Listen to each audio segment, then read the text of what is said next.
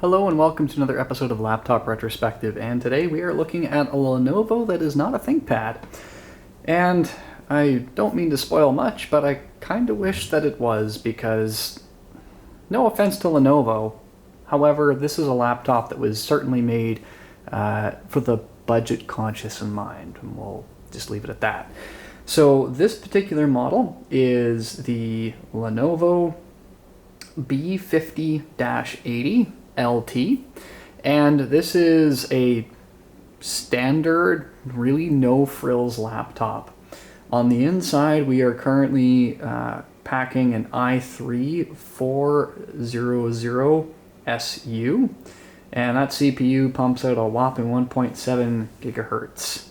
It has 4 gigs of RAM and is running the Intel HD graphics chip, and that's really all there is to say about it. It is a very bare bones machine. So let's take a tour of the ports. On the front we do have our SD card, and as we move around the side we have 2 USB 3.0, we have 1 HDMI, 1 network, and 1 VGA, a standard Lenovo / ThinkPad rectangular connector. It is worth pointing out, I am a little concerned that these two connectors and this connector are all so close together. I'm actually genuinely worried if you could actually plug in all 3 of those. On the other side, we have our headphone microphone combo jack. We have a USB 2.0 port. We've got our Kensington lock, and I'm assuming that an optical drive would go in here if it was an option for this particular build, and it turns out it was not. And along the back side, we have absolutely nothing.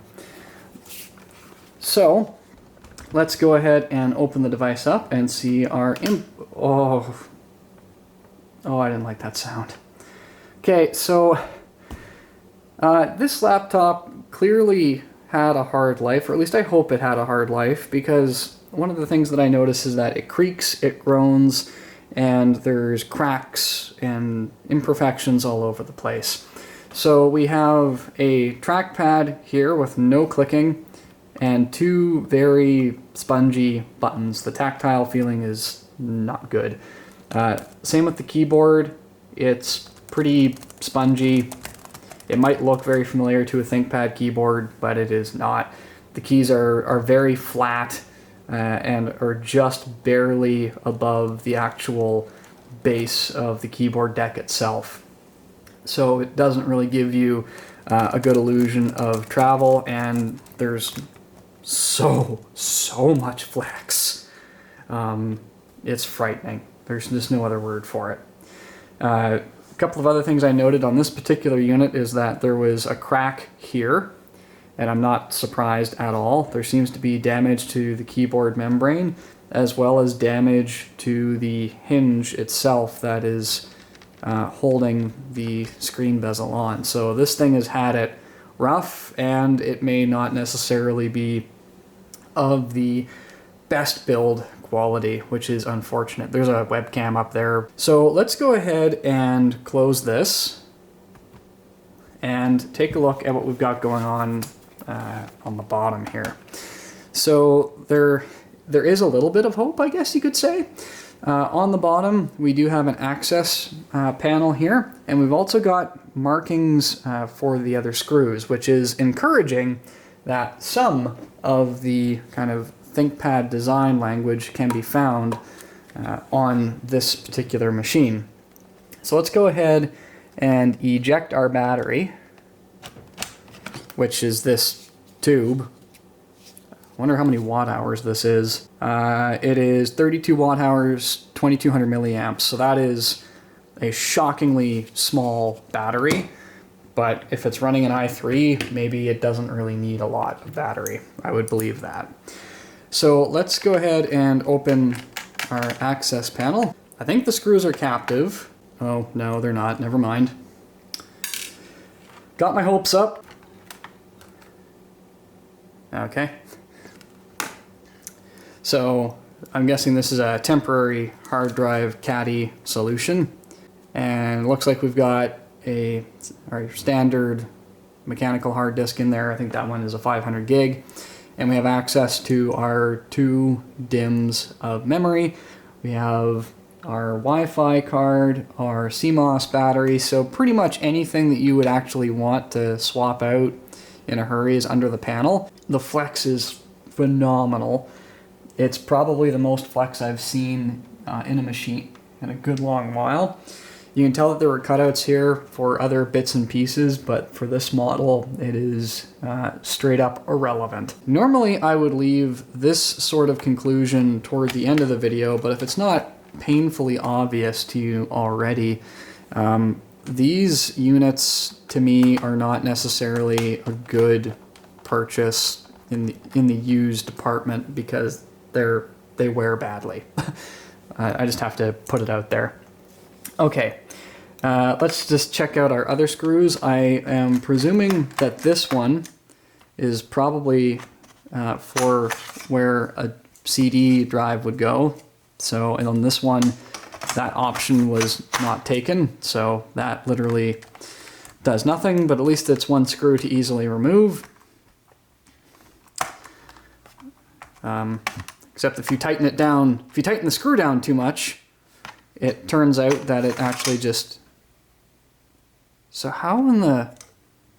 Oh, I see, the retaining piece is actually broken. We're just gonna go ahead and tighten that gently, so that's a good sign. We got 2 screws, which on this particular unit appear to be missing for the keyboard to be removed. So let's flip this over and see if we can remove the keyboard using our, sound, the traditional wiggle method. And it would appear that there is some movement in the keyboard, but I'm not sure that we're going to have a whole lot of luck removing it. Maybe if I go in around where this shift key is already busted. Oh no, we're not doing that.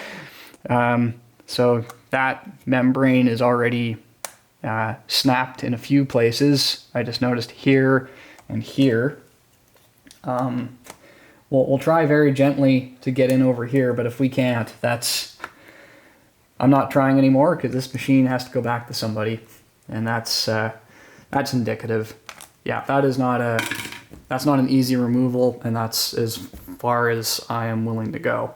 Okay, let's just do a quick boot time to see how long it takes for a mechanical hard drive on an i3 processor to actually turn this thing on. Although saying all of that out loud doesn't bode well, does it? So we've got our Lenovo logo there, booting into the OS. And we'll see how long this takes. It's not... actually that's a little bit quicker than I thought, if I'm brutally honest, for 4 gigs of RAM and a mechanical hard drive, but it's not into the operating system yet, so I may have spoken too soon. Actually, I have to admit, that's quicker than I thought it was going to go. Screen is not amazing in terms of brightness. It's pretty average. At least it's a matte display. It's not super glossy. So that's maximum brightness. There does not appear to be any backlit keyboard, at least on this model. There was 18 different configurations this came in, but with the chassis that this is in, I couldn't imagine spending like $700 plus on any configurations like that. It wouldn't seem to be worth it. Trackpad, very unremarkable.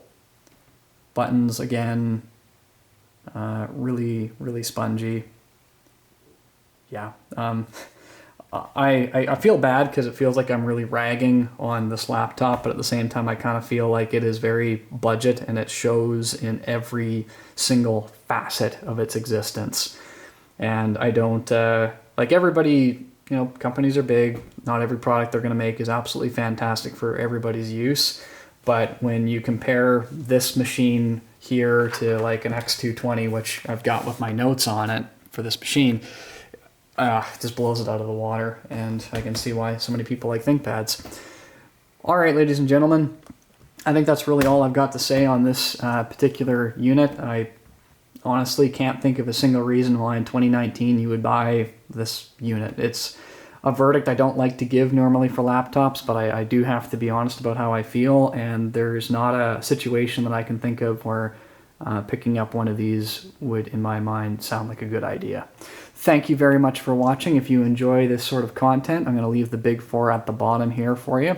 Please like the video, share it with your friends, subscribe to the channel. It is a huge support for me, and of course hit that notification bell so you know when new videos like this one are released. Thank you so much for watching, and I will see you next time.